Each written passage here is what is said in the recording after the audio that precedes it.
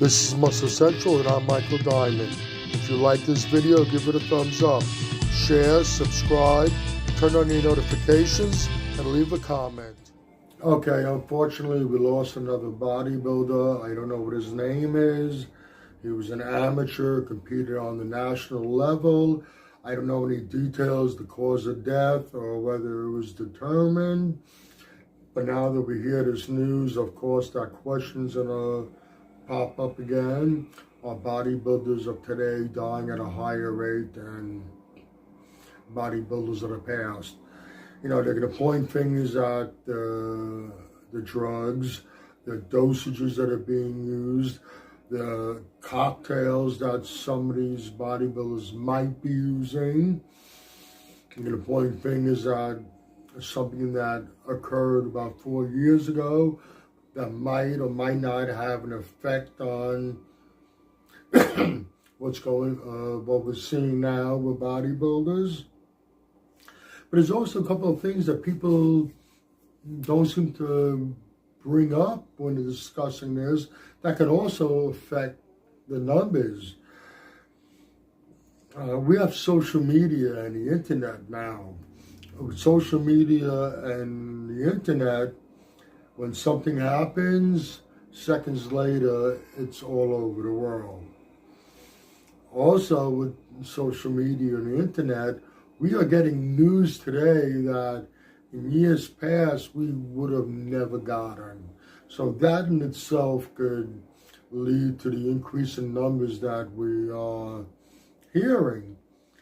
But another thing people aren't taking into consideration, if you go back to the 70s, how many bodybuilders were there competing?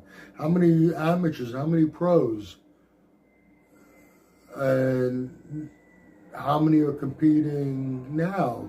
When I say bodybuilders, I'm talking about all the divisions. You know, back then it was just men bodybuilding. Then they added the women's bodybuilding, the more women's divisions, the more men's divisions. And now we have 15 dozen women's divisions and 10 dozen different men's divisions, and I'm being very sarcastic, but we have a lot of people.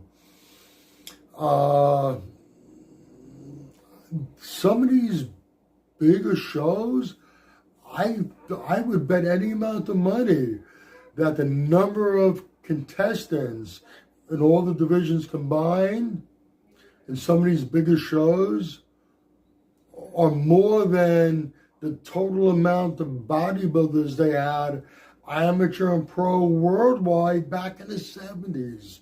The numbers have increased dramatically through the years.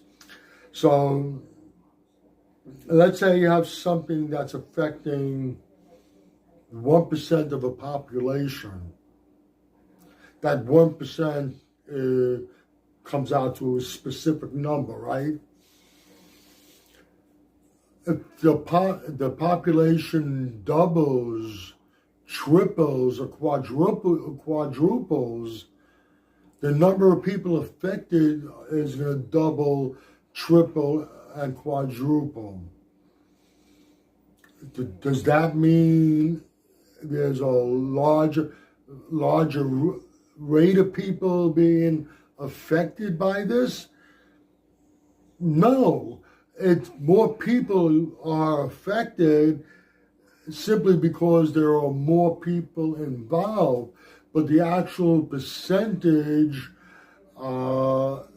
hasn't changed. That's pretty simplistic, but it pretty much sums it up. So you take those two things, well, three things, but I'm going to combine the social media, internet into one thing. You take that and the effect that would have on the numbers by allowing us to get more information than we would have ever been able to get in the past, and the fact that there are more people involved with this, so the percentage might stay the same, but the numbers are going to go up simply because there are more people involved. So are we losing them at a higher rate than in the past? I don't know. You need somebody to do a little research and get some numbers. Numbers of competitors through different eras, the amount of competitors dying in those eras, and compare them to other eras and see whether this is actually affecting them at a higher rate or not.